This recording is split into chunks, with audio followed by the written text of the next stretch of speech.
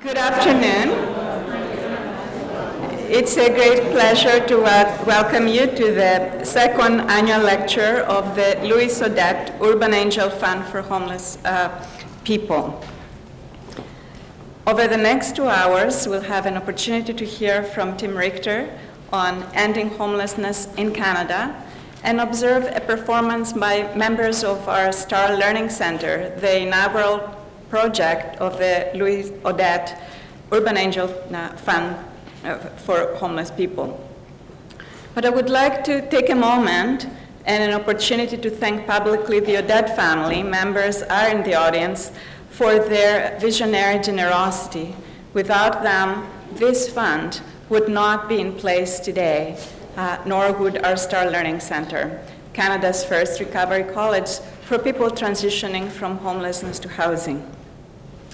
I would also like to welcome Christine Wilson, Associate Director of Community Investment from Bell. Bell has been a corporate leader in supporting mental health, and we've been very privileged to have been supported 2 years in a row, first for our mental health service and this year for the Star Learning Center. Thank you. The funding from Bell augments the Urban Angel Fund for Homeless People and in offering opportunities for training and community integration for people transitioning from homelessness to housing. Our students stay with us for 9 to 12 months and have an opportunity to learn with us, and we learn together how to support their transitioning to a new identity, to new lives, how they can rebuild their lives and give back to our community. I would, without any further delay, like to introduce our speaker, Tim Richter, who is the President and Chief Executive Officer of the Canadian Alliance to End Homelessness. The mission of the Alliance is to create a national movement to prevent and end homelessness in Canada. Prior to this post, Tim was President and CEO of the Calgary Homeless Foundation, leading the implementation of Calgary's 10-year plan to end homelessness, the first plan of its kind in Canada, a very successful plan with parts of Alberta now that were informed by this plan having ended successfully homelessness, and Calgary itself seeing the first reduction in homelessness in many years. Without further delay, here is Tim.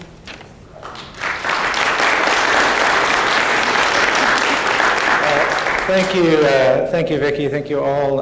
It's great to be here, and I want to thank the St. Michael's Hospital Foundation and the Odette family and the Urban Angel Fund. I got to say, full disclosure, I'm a little intimidated by this whole lecture thing. I will confess, several degrees short of qualified to lecture anybody on anything. Just ask my kids. I don't think I'm even qualified to be lecturing them, though I do give it a try. I want to thank you for this opportunity. I'm really, really thrilled to be here. This is a really cool facility, and I've been following the work at St. Michael's for a very long time, and so I'm really thrilled to be here. And I'm happy. I won't think about this as a lecture, so I won't get too nervous. I'm going to think about this as a bit of a chat with a lot of people up in the audience. And so what I want to talk to you a bit about today is how and why I think we can end homelessness in Canada. So if you are here, I'm betting you're a bit like the dude in the red trunks, right? You're bound and determined that we are going to do something about homelessness. We're going to take on this great big old sumo we think of as homelessness. And how many times have you heard that homelessness it's a really complex issue? Homelessness is a huge issue. Those, to me, are statements of resignation. It's too huge. It's too complex. We can't do anything about it. What I want to talk about today is how we can do something about it, and how we do something about issues every bit as big, every bit as complex, and basically just the same as homelessness. And if we're going to end homelessness in Canada, and I believe firmly that we will, we have to be like the fearless little dude in the red shorts, right? Ready to take on the sumo. And we're going to have to find a way to solve it. So I'm going to start by talking just a little bit about homelessness in Canada. Many of you may have seen this. So we estimate, and I think it is an estimate, that 235,000 different people experience homelessness in Canada over the course of a year. It's really important to think about the number of different people in the system and the number of different people through the system, right? Because it is a lot like healthcare, where you got a lot of people moving through major complex systems. We tend to use point-in-time counts, so how many people are homeless in Toronto at a point in time. That really underestimates the number. In Calgary, the point-in-time count will tell you there's somewhere near 4,000 people who are homeless. What that doesn't tell you is that there's between 17 and 24,000 different people over the course of a year that experience homelessness. Other important numbers, we have about 35,000 Canadians are homeless on any given night, but between 13 and 33,000 are chronic or episodically homeless. This is an important number, and I'll talk about it in a bit. It's also important to know where people who are experiencing homelessness are. Many, 180,000 over the course of a year, are in shelters. Many are outside, unsheltered, as we say, but others are in contact with mainstream systems. They're in jail. They're in hospital at the time of these countings. Some are hiding away, supported by government, in hotels. So think about another way of thinking about the numbers, and another way of conceptualizing this is, 19,800 people can fill the Air Canada Centre to watch the Maple Leafs lose. 54,000 can fill the Rogers Centre to watch the Jays win. Now imagine I couldn't help the dig at the front. Imagine 4 times the number of people watching a Jays game, shuffling through shelters every year. Imagine double the Air Canada Centre every single night. Anywhere in Canada, right? Now, I love these two pictures, because it almost looks like Mulroney saying, it was them, and Chrétien saying, it was that other guy. When we talk about homelessness in Canada, I think it's important to remember that there's always been a certain level of dislocation that's happened over time, right?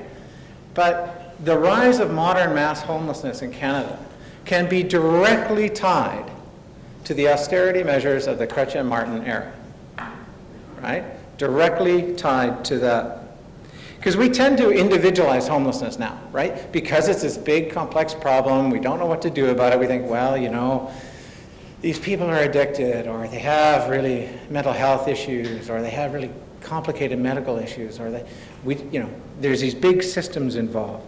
But it's much closer to the truth to say, actually, homelessness is the bigger driver of homelessness in Canada are systemic and structural issues, and none bigger in singularity than the impact of the cuts that began under Mulroney. He began withdrawing funding from affordable housing, but then really accelerated in the Chrétien-Martin era. In the 1994 budget, not only was the affordable housing program eliminated, but transfers to provinces were also dramatically cut. That meant health care, child welfare, and welfare income support payments in the provinces all suffered. And people received, so not only did we have less housing, we have less money for people who now don't have housing.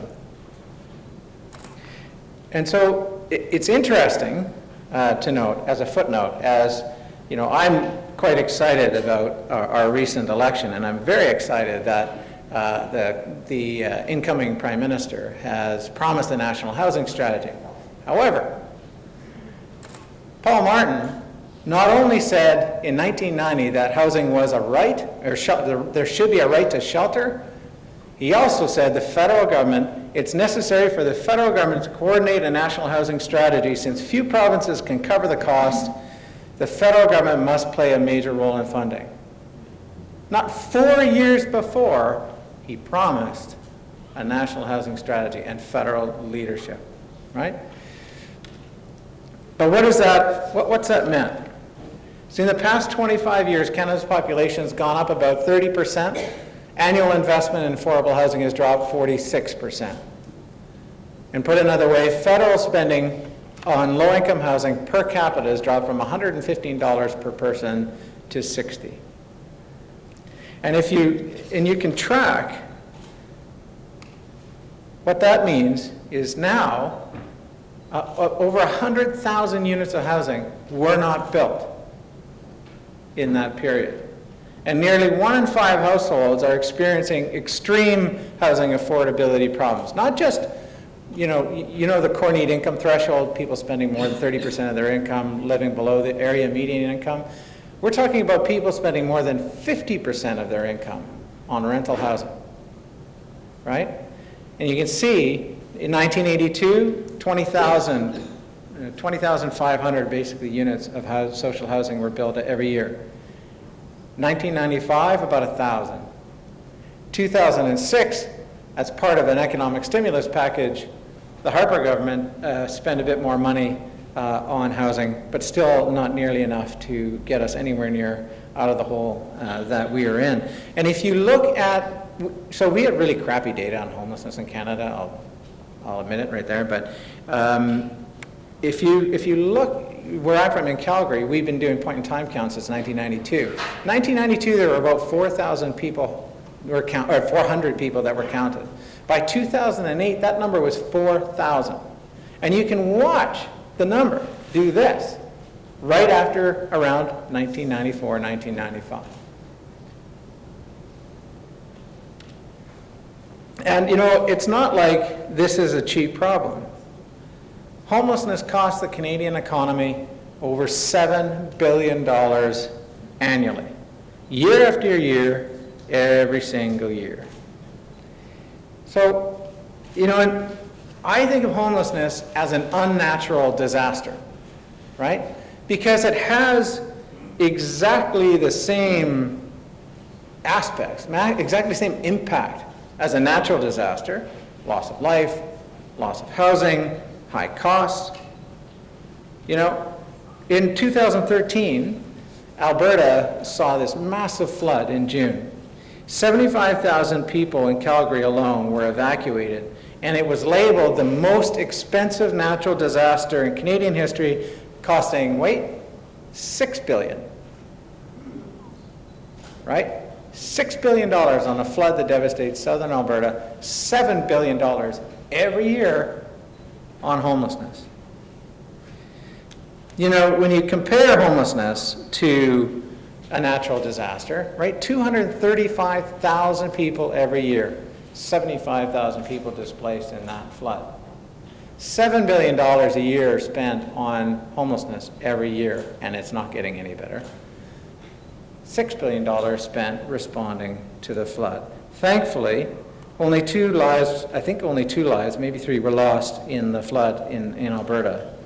But here in Toronto alone, there's over 750 names on your homeless memorial, right? So an argument can be made that the unnatural disaster of homelessness is every bit as bad or worse than any of the natural disasters that occur in Canada. But the only difference between the unnatural disaster of homelessness and natural disasters is who they happen to and the mechanics, the mechanism of the loss of housing, right? You got a flood, pretty clear what happened, right? But in in homelessness, it's like a slow motion crisis, like a drip feed of misery, moving people into a loss of housing. And so I think what's interesting, though, is when you have a natural disaster, there is a disaster response. And that our disaster responses every time solve homelessness. There is nobody in Calgary today still homeless. as a result of the flood.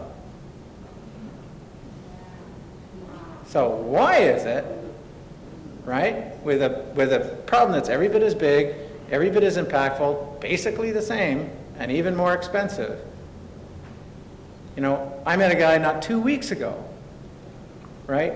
He has been homeless since 1992, right? And he's gonna die, which is, but yet, we can't get him into an apartment.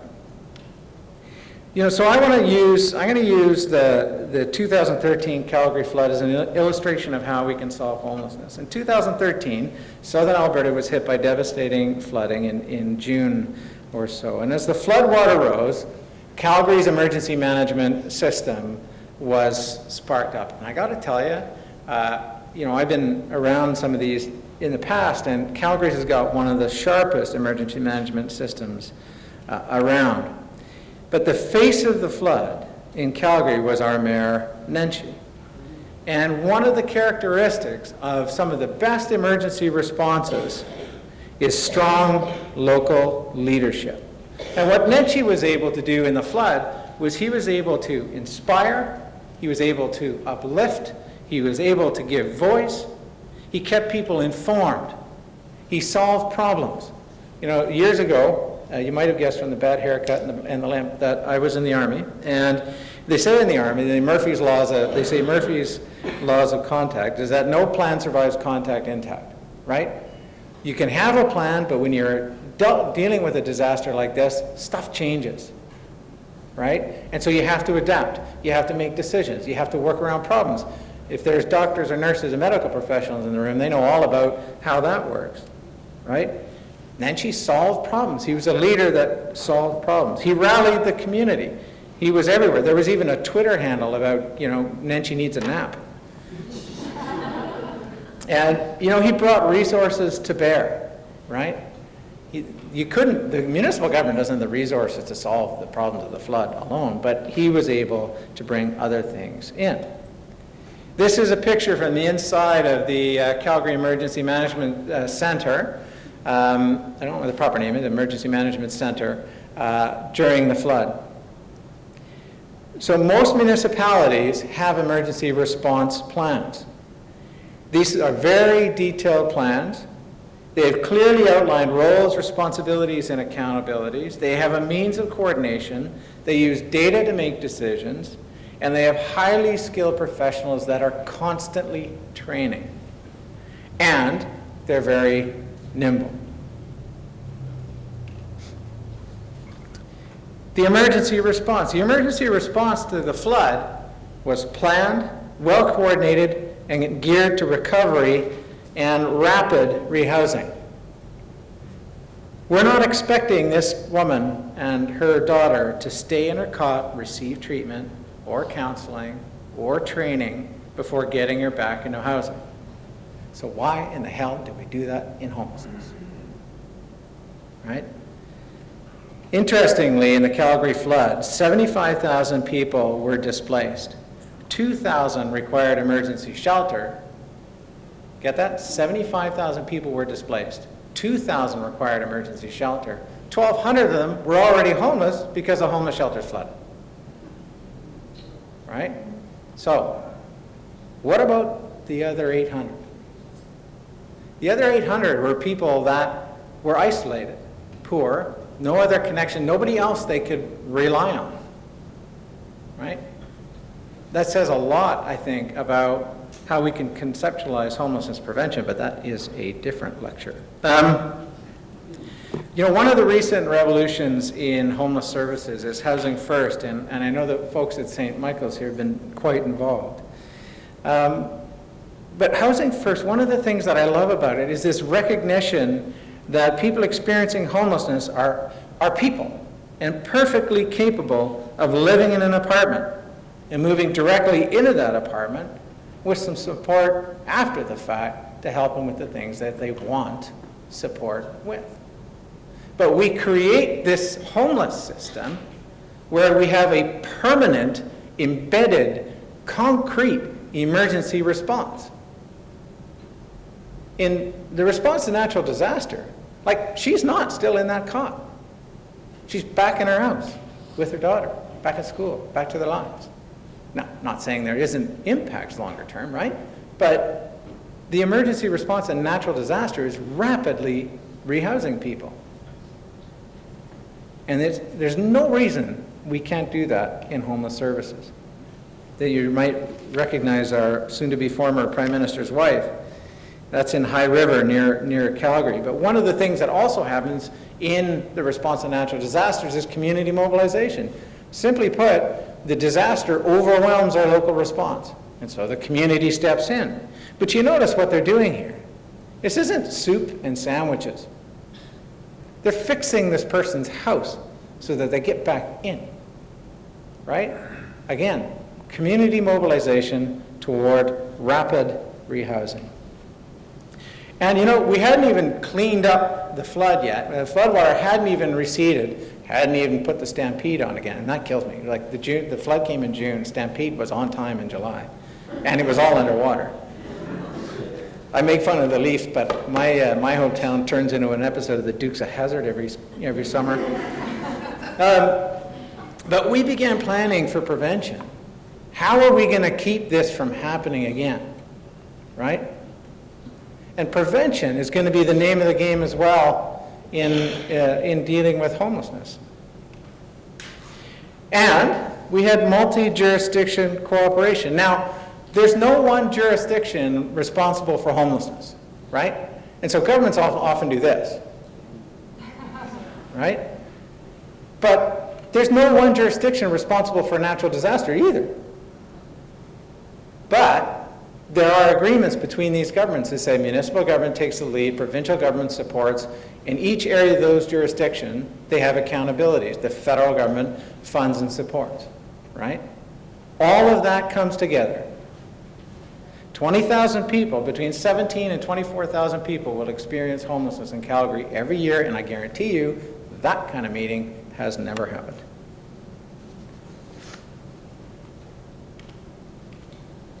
You know, the other thing is, one of the other things about the disaster responses that I think is really interesting is that there's always a lot of training, and there's always a lot of constant improvement, and we accept that our plans are imperfect, and we plan based on the fact that plans are imperfect, right? And so there is a cycle of constant improvement. I think one of the things that I've watched us get jammed up about in homeless services is looking for the perfect plan. We look for the perfect plan and they do bugger all, right? If we want to make progress, it's critical we make a plan. And it's critical we execute that plan, figure out what doesn't work, fix it, and repeat. So, what have we learned from disaster response? What are the ingredients of good local plans to end homelessness? First, you got to have one. But that plan has to be focused on ending homelessness, right? How often have we seen community plans that are about how we're going to spend the money? Most homeless community plans are about how we're going to spend the money, not how are we going to end homelessness. And those plans have to have targets, outcomes, right? Have to be ambitious. And we have to break out of this idea of a perpetual emergency response, right? We look at homelessness and we think, you know, it's always going to be here, so let's just figure out how we're going to, manage the emergency and keep it out of sight and out of mind. We need leadership. We can analyze all the plans. I've been, all over the world looking at homeless services and where places have been successful. And I can give you a bunch of different common elements on them, but in every single one, in every single place where there have been reductions in homelessness or there have been successes in homelessness, there has been strong local leadership. That local we actually know how to do everything we need to know to end homelessness. There's no mystery. It isn't rocket science. I'm a lobbyist. What do I know? But we use leadership. We can bring people together to end homelessness. And an emergency response. That emergency response has to be an emergency response, right? And not anything, you know, we have one shelter in Calgary, it's the largest shelter in North America. They have 85 programs, right? We're actually keeping people homeless with the programs in the system longer than they might otherwise have been. Emergency services, emergency response has to be focused on that emergency. Coordinated local homeless systems. Again, you know, the homeless, in every place in North America, and Canada's the same, right? Our response to homelessness has been, you know, you recognize that you've got a bunch of people experiencing homelessness, so you create a shelter. You realize some people in that shelter have addiction issues, so you create an addiction program. And then you realize, oh, a bunch of them, you know, are Aboriginal people, so you create Aboriginal programs. Then you realize, oh, some of them got mental health problems, so you create a mental health program. Then you realize, oh, they're all unemployed, or half of them are unemployed, so let's create an employment program. Pretty soon you've got this crazy disjointed series of crisis responses that don't fit together in any sort of meaningful system, and none of them are actually focused on moving toward ending homelessness. And so what's important is developing coordinated local homelessness systems of care that are focused on moving people through, just like disaster emergency response, right? Systems that are designed for recovery, designed for rebuilding, designed for learning and prevention. Homeless management information system. So in Alberta, we can track every cow from birth to burger. We know precisely when they were born, where they were born, who they're born to. We know what happened to them, what truck they got on. We know what shop they ended up in, you know, in Pictou, Nova Scotia, right? But you know that, you know, because whenever there's, you know, a listeria outbreak or something, we can track right through. But we haven't got a hot clue who's moving through the homeless system. We have no idea, right?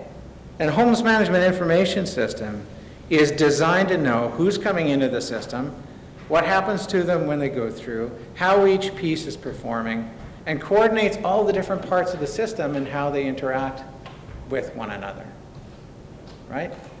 Now, and it's not, by the way, intrusive, and it's not, by the way, anything that people experiencing homelessness actually oppose, and there's no ear tags, like with the cows. But you know, in Calgary, they've collected just about 30,000 records over the last 4 years in their homeless management information system and have less than a 2% refusal rate. So people voluntarily give this information. They are allowed, there's rules about how it's used. It's entirely consent-based. They can give all of the information, some of the information, none of the information, and at no point do they refuse service as a result. But they'll voluntarily give that information in order to get service.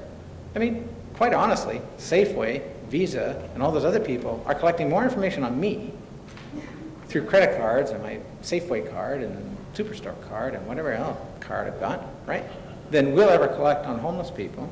And the homeless management information system is critical in allowing us to make data-driven decisions.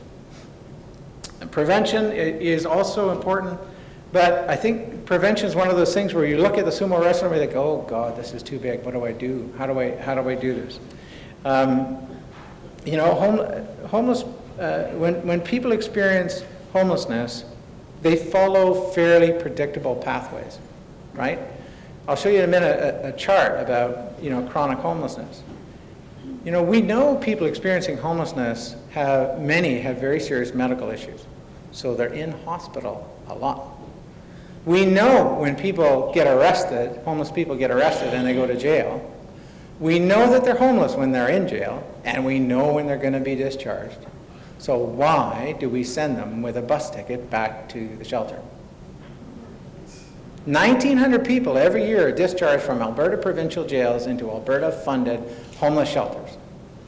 And they know who they are and when they're getting released because they've seen them there, cycling aimlessly through the system.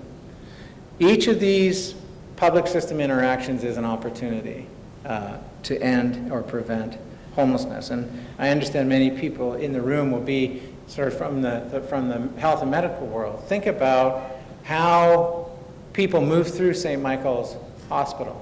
How is it that we can short-circuit their cycle through the homeless system with an off-ramp into housing? And, you know, housing is the, number 7 is like, well, no kidding. The only known cure to homelessness is a home. I don't think I need to belabor that point. Training and continuous improvement. If you look at investment in homeless services in Canada, the vast majority of the investment goes toward people that require very little support. And it goes toward, and we tend to not serve those in the greatest need, and that's because, you know, a lot of the people in the system aren't necessarily trained. And so training and continuous improvement is critical, as is mobilizing the public and political support. So can we really end homelessness in Canada? Well, yes, I think so. Ending homelessness isn't rocket science. We know what causes it. We know who it's most likely to happen to. We know how to fix it because we do it every time there's a natural disaster in Canada. And we're having increasing success at the unnatural disaster of homelessness. Conditions in Canada have never been better for an end to homelessness. We have the Mental Health Commission at-home Chez Soi project in 5 communities, including Toronto, that have proven without a doubt that Housing First is effective. We have the national adoption of Housing First, which we'll go into as many as 60 communities around the country. Alberta is the first province to commit to ending homelessness. And guess what? With a little bit of leadership, some extra resources, a focus on Housing First, and a plan like the ones we've talked about, province-wide reductions in homelessness. Nearly 20%. And Medicine Hat, Alberta, not a cure for dandruff. Medicine Hat, Alberta is the first community in North America that can claim to have ended homelessness. Ontario is following Alberta's lead with a commitment to end homelessness, and we see plans to end homelessness in communities from St. John's, Newfoundland, and Fredericton on the east coast to Victoria on the west. And, importantly, we have an election and a promise of a national housing strategy. The time has never been better.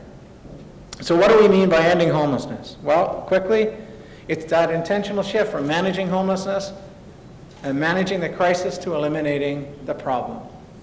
And an end to homelessness, and this is taken from the United States Interagency Council, and I like it because it's clear, rare, brief, and non-recurring. Now, will people over time lose their housing? Yes, because stuff happens, right? But it should be rare, brief, non-recurring. Back to our sumo friend. Remember? Oh my God, homelessness is so big.